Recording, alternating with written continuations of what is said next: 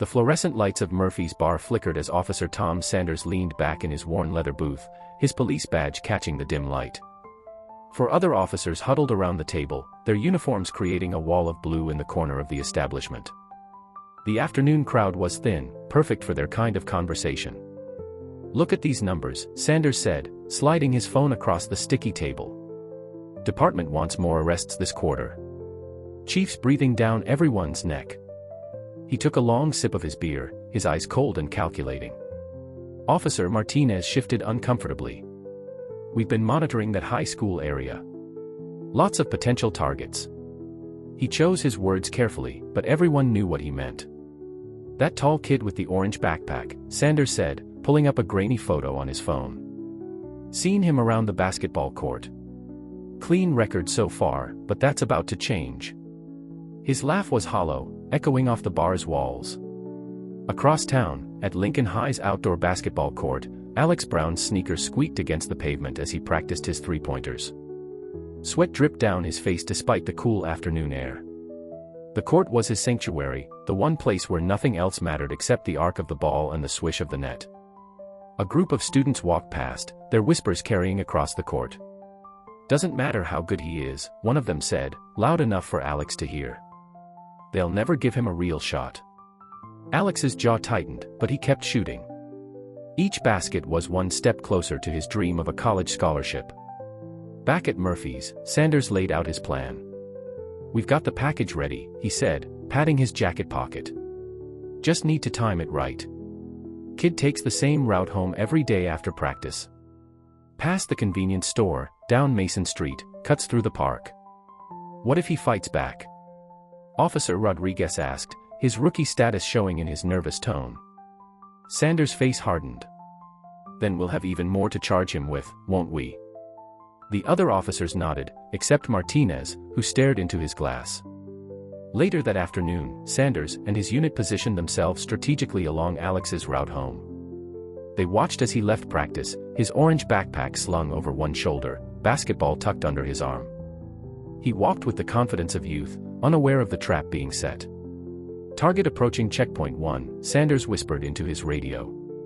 The unit moved with practiced precision.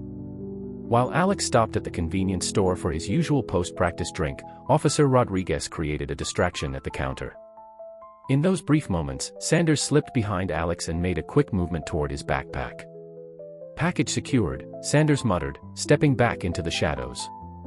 His fingers had worked quickly, planting the evidence that would guarantee their arrest.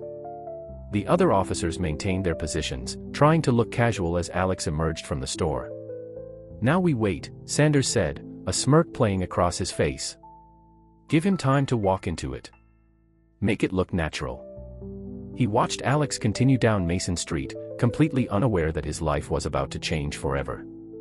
The afternoon sun cast long shadows as Alex walked through the park, still practicing ball handling tricks.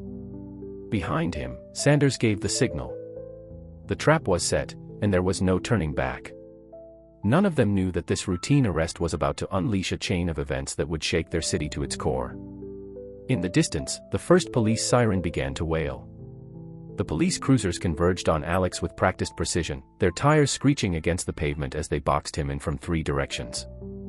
Alex froze mid-step, his basketball slipping from his fingers and bouncing away across the park grass. Officer Sanders emerged from the lead vehicle, his hand already resting on his weapon. "Hands where I can see them," Sanders barked, his voice carrying across the now silent park. Confused, Alex slowly raised his hands, his orange backpack still hanging from one shoulder. A small crowd began to gather at the edges of the scene, smartphones already emerging from pockets. "Officer, what's going on?" Alex's voice remained steady, though his heart hammered in his chest. Instead of answering, Sanders roughly grabbed the backpack, yanking it off Alex's shoulder while Officer Rodriguez forced the teenager's arms behind his back. "What do we have here?" Sanders made a show of searching the bag, his movements deliberate and theatrical. When he pulled out a small package, his face twisted into a triumphant sneer. Well.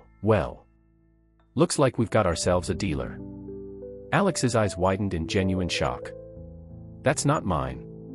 I've never seen that before." His protest was cut short as the handcuffs clicked into place, cold metal biting into his wrists. "They all say that, kid," Martinez muttered, avoiding eye contact as he patted Alex down with mechanical efficiency. The gathering crowd had grown larger. Phone cameras captured every moment, every rough handling, every ignored plea. A group of Alex's classmates stood frozen, watching their friend being manhandled by the police. Among them was Sarah Chen, president of the school newspaper, her hands shaking as she recorded everything. "Someone call his parents," a voice shouted from the crowd.